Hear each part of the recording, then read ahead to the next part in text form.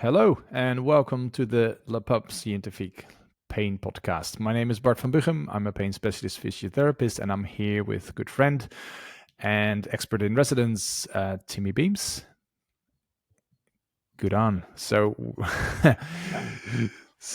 Tim is founder of Le Pub and is a very experienced clinician as well. And we're going to talk about acceptance today in the context of chronic pain, which is a interesting subject. I think there are many sides of this coin that we can discuss. So let's dive straight into it, because my experience in the clinic, Tim, is that if we talk about acceptance, it's many times it's believed to be a passive action, if you like. I'm gonna give up, and this is what I hear back from my patients, and I'm keen to sort of tackle that experience or that notion of that you give up is not what I mean, but the word acceptance does provoke some of those thoughts. And I was wondering, where does it come from? The idea of acceptance. I mean, yes. I'm thinking that Buddhism and I'm thinking that probably is a large part of it. But then I'm just sort of racking my brains around different spiritual beliefs, and I think that that's also a part of Taoist philosophy and Stoicism. And I should imagine, I don't know well enough everything out there, but I think that this is a concept that is a part of many spiritual and religious philosophies and beliefs, and now has been a part of particularly psychological therapies relating to pain.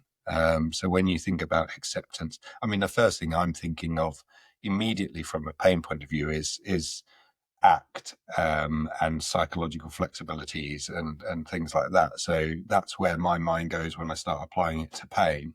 But I'm like what I'm thinking of is exactly like you, is when you speak to people who have been experiencing pain for varying lengths of time, the notion of accepting it does feel like giving up. That's what does this mean? It means I've got it forever.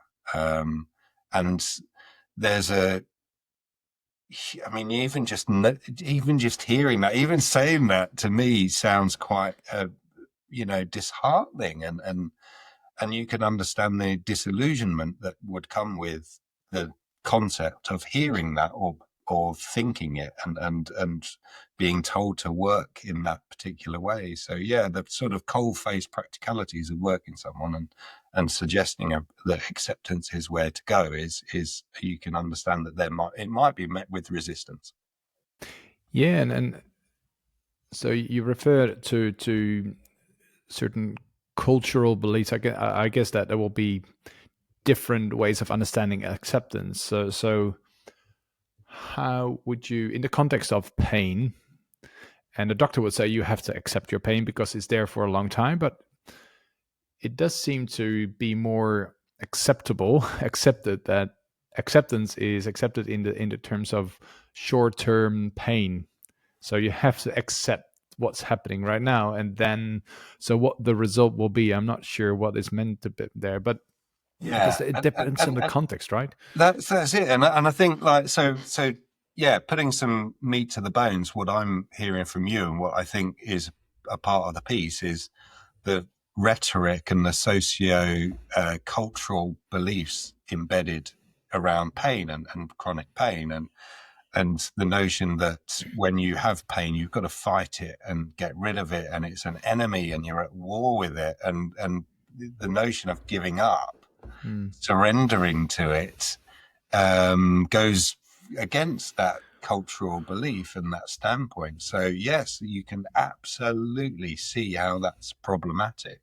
Yes, I said like ontology is like referring the different meanings of the same word depending on the context of it, but it's totally yeah. So I think that, and this is something that I actually work with many of my patients with is just the bare bones of them understanding what pain really is to them, and we do talk about and we have exercises around it of checking in and noticing how you are in pain, and what we often experience when we're in pain is we experience resistance in our bodies, don't we? We experience some tensing up and frustration and annoyance and anger and upset and what have you. Let's start here. I think we could sort of map this session with by first having like some agreement on this definition. So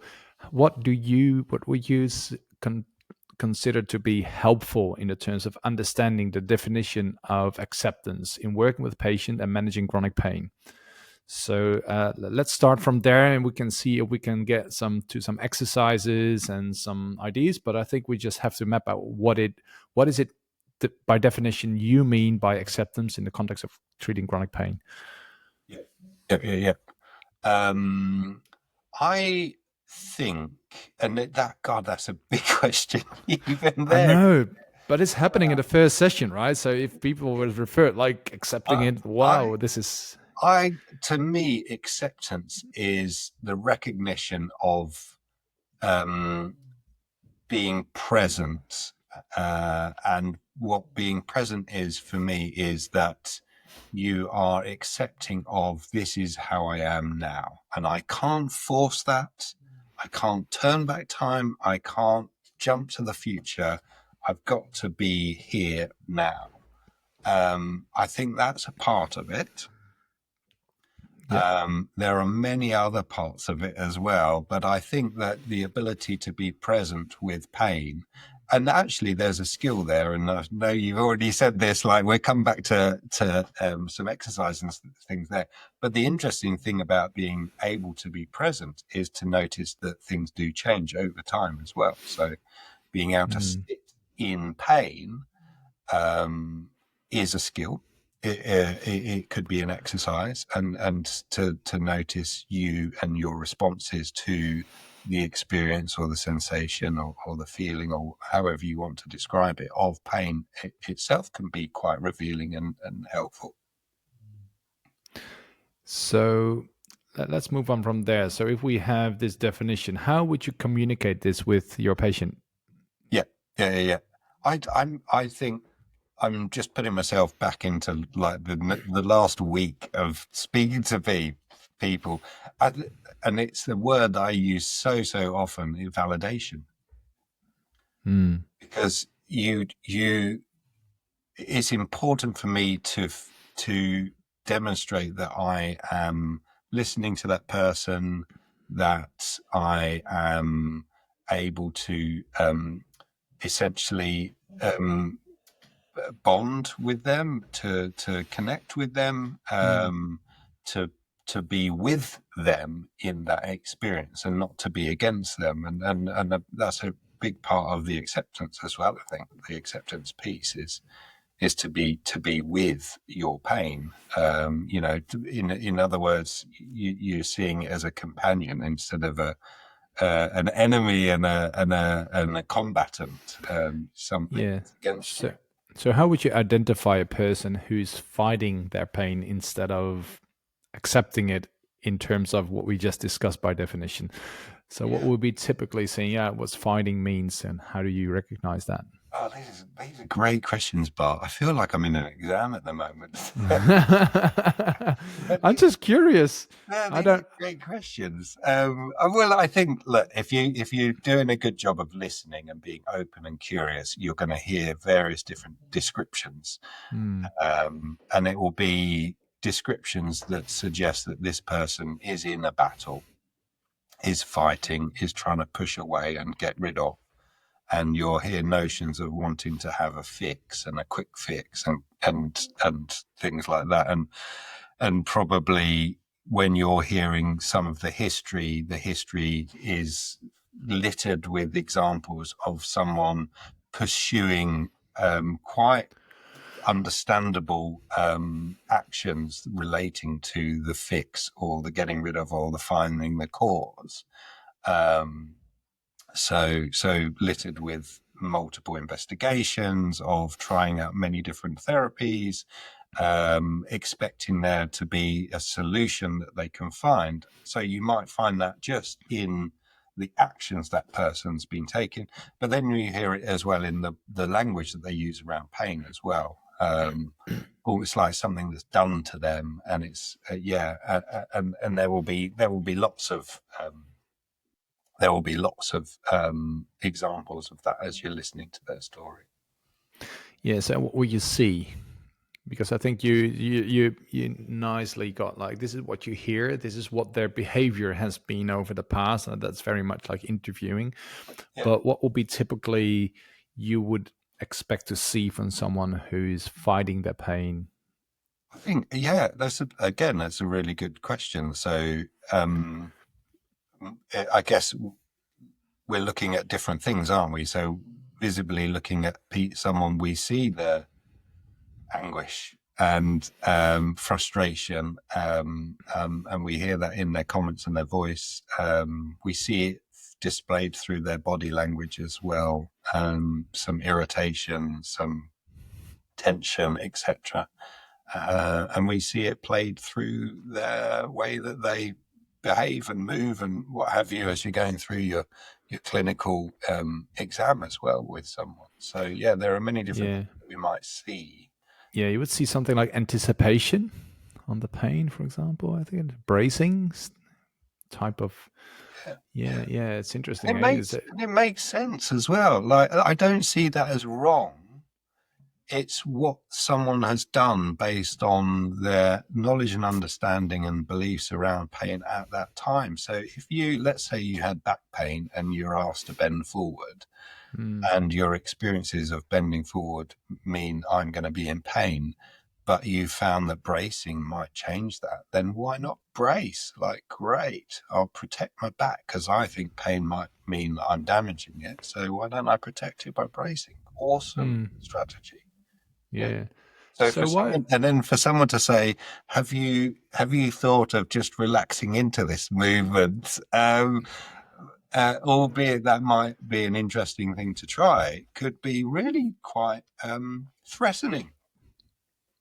Oh, totally. Yeah. And is there any way you could sort of demonstrate that with your patient, just to get that notion of that what is going? You probably have your own conclusions from what you observed, what you've been hearing so far. Is that something you basically going to address and feedback on, or do you have a specific strategy that comes with understanding that the notion of what do you mean by definition with acceptance and how you go along with this through the treatment, for example? Because my feeling sometimes is just you can't say you have to, this is what I mean, and just go for it. It's a process, right? So do you, in the back of your mind, you got something like having a strategy that's helpful or for you in your treatment approach? Yeah. I know it's probably quite similar to yours already. I think is that I'd be asking them some questions. I'd be getting them to reflect. I've noticed that you said this. What does that mean? What are your thoughts around pain at the moment? How has that served you? You know, those sorts of questions. So instead of me trying to guess, I'd like them to reflect and to make sense and understand, and so that both of us are on the same page then as well. So what will be the difference if a person is making that, let's say, that shift from fighting their pain to what we call accepting their pain? What will be typically your observation? What will you expect that would happen? Or maybe an example that has happened in your clinic? Yeah. Okay. So look, I've got a guy I'm treating at the moment, and so we spoke to each other a couple of days ago. So I think there's an interesting piece here is that pain seems to have fairly variable association with what he's doing, day to day. When he does a lot of a particular movement on one day, it might make things worse, or seemingly it be associated with things worsening, but do lots of a similar movement on another day, and actually there's no such change. And actually the ability to just take yourself out from there, because it's understandable if you're in pain, you check in on yourself every day, don't you? And the sort of step for him, noticing that this session to the previous session, was he's able to step back and sort of constantly probe and go, well, but was it this that caused it to be worse? Is the ability to say, well, I've noticed that, on some days there does seem to be some association, but actually not every day. So it's like the ability to come back out and be open to possibilities that might not be the case, and that there might be other things at play. And for him, our discussions sort of broadened as a result of it. So I think just coming back to that, so the previous session would have been very much more like a focus on, but what if, but what is causing my pain kind of thing. And I think that's a familiar topic for many clinicians to have, isn't it? The ability to then come out and say, it could be a number of things, opens up that cognitive flexibility we were talking about, doesn't it? Of saying, actually, there might be a number of other possibilities here, given what you're experiencing. And that in itself, like the opening up to other possibilities, is a really interesting thing. But it also, by taking yourself away from that sort of focus in, there must be something wrong, to coming back out, you can immediately sense a sense of lightening. It's like a lightness, a load taking away from them as well. So if you want, the threat value of the pain can just reduce a little bit. Doesn't mean that you don't want the pain to go. That's like, you don't have to go, I'm all right about being in pain. But the ability to be able to sit and make friends with it and see it as it is, whatever that is for that person. Because I have conversations about this for everybody, and it means different things. But I'd love to get to the point where, instead of seeing it as a foe, we could see it as a friend, or we could see it as a guide, or we could see it as a helper or a companion. And if you can switch that stance around what pain means to that person, that is massively liberating. Yeah. So is that a skill? I think so. Being able to do so. Yeah, I think so. And there's ways of pulling that skill out, and it doesn't mean they're having to learn something new. It's just being able to tap into the knowledge that they already have. Yeah, because I can see people, and I can definitely foresee some of the trouble that using framing pain as a friend, it could be highly problematic without knowing whether it's threatening itself. People say, well, I don't want my pain to be my friend because I hate it, or it makes me a different person. So even companion and all the sort of similar wording would be well, I would think of doing that. So I'm not mentioning the friend word or anything like that. So how would you preparing that? Is that before going into that section, if you like, what is required to get into this? Is this like doing exercises, or is this a psychologically treating, like a psychological treatment approach that would be required to get to that phase? Yeah. That's that. Look, the just answering your observations are absolutely right. Like, some people, they are not the right words, which is why I've given a few other words like a helper or guide, and because I like my belief around pain is that actually the inability to experience pain is catastrophic. Like, that is terrible. So why want to be rid of something that is so potentially useful and helpful for us? So being able to see the value in pain as an experience in our lives is something that I'll spend some time talking to people about. Yeah. And that there are absolutely times when we really need to listen. That is telling us some very important information about what's going on in ourselves, in our lives. Can we be open and listen to it instead of push it away? And that's a big part of an acceptance piece. Yeah. Is there a message there that we can gather, we can receive from this? So how would you see pain relief versus acceptance as a competitor? So if treatment is not necessarily about pain relief, like you said, but it's about acceptance. It's not finding the pain. It's not about the pain go away. It's about sort of building a new relationship with that feeling, if you like. But I can see in my clinic with some people that will be a struggle. So does it mean you cannot use any pain relief? Like let's put it like this.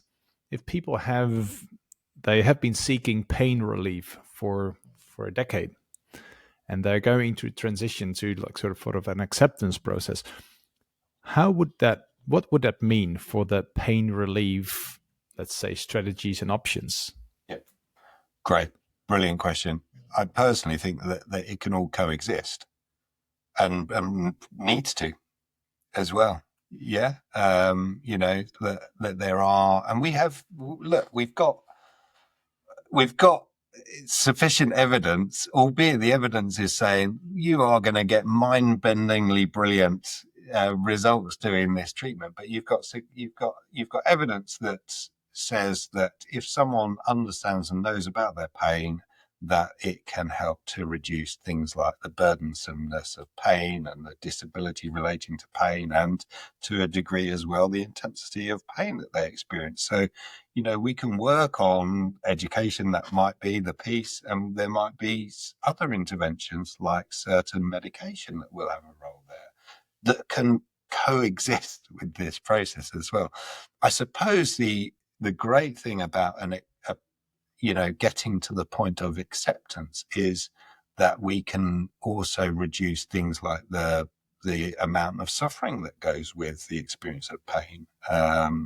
It can reduce the threat. It can give us a little bit of relief in terms of the body's response when you're in pain as well. So perhaps it can liberate a bit of energy for you to be able to do other things in your life, and open up to engage towards life activities and towards those valued life activities, instead of engaging in the pushing away, getting rid of, stopping and limiting life. So I don't know whether I've answered it, but I believe that the two need to coexist, actually. I don't think they go there. That's a separate one.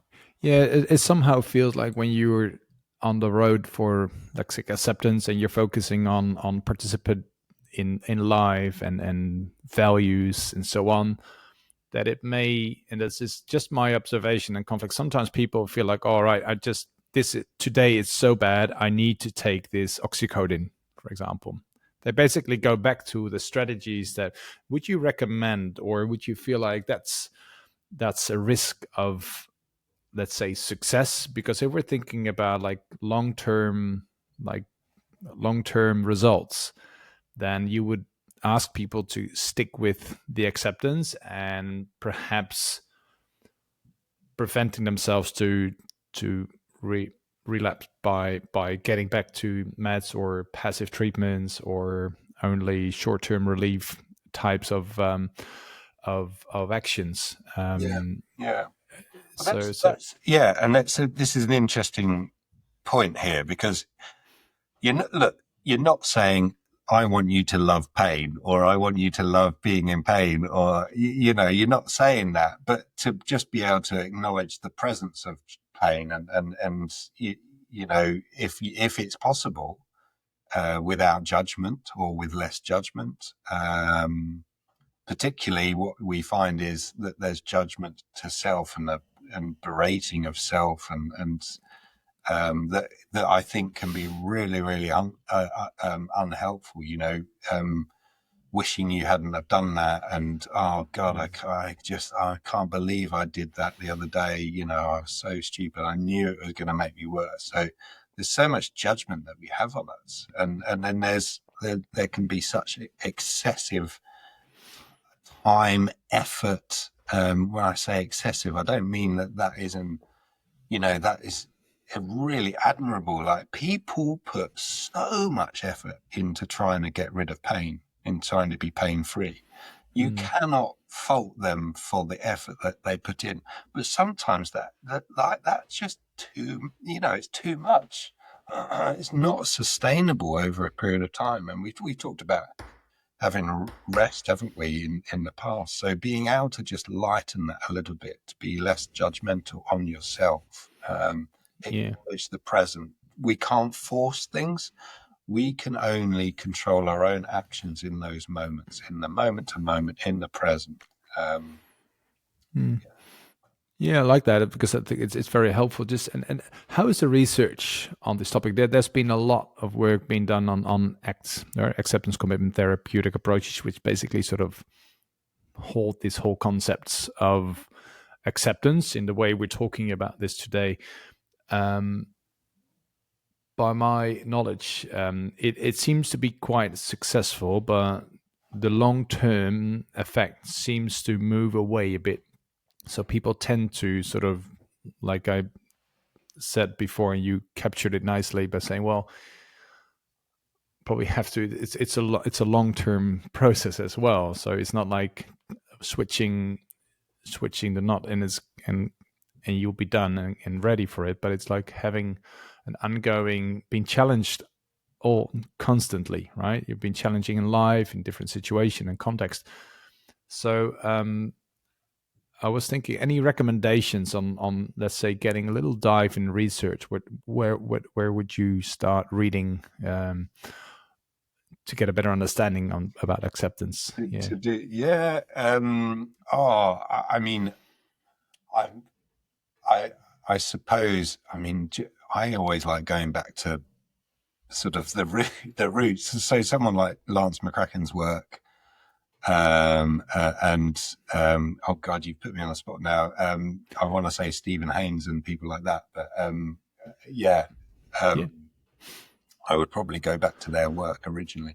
My understanding of the more recent research around ACT in particular is, yes, it can be effective to a degree.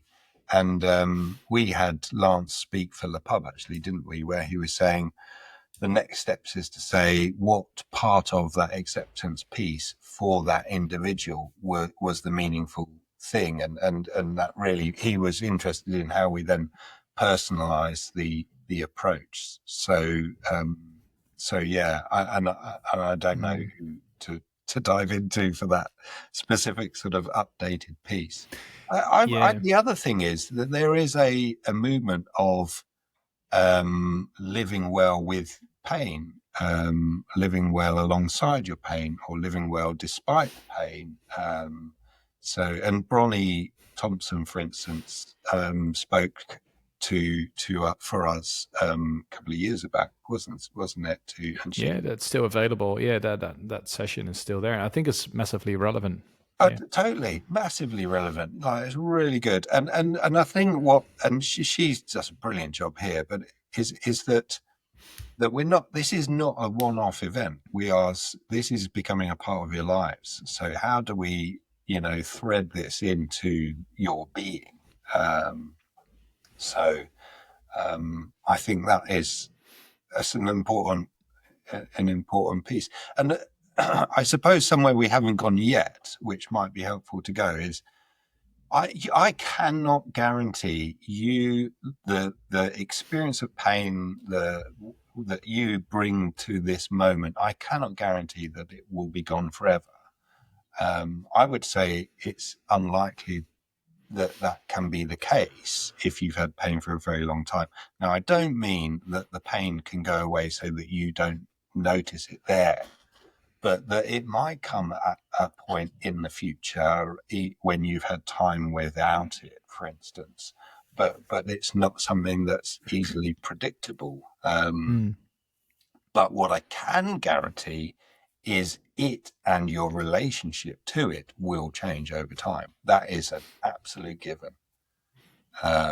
So in that, you have the ability to be able to create new possibilities, create a new you, and however you want to see that, construct your life so that you are living, your best life, even if that means you're living alongside pain to live your best life.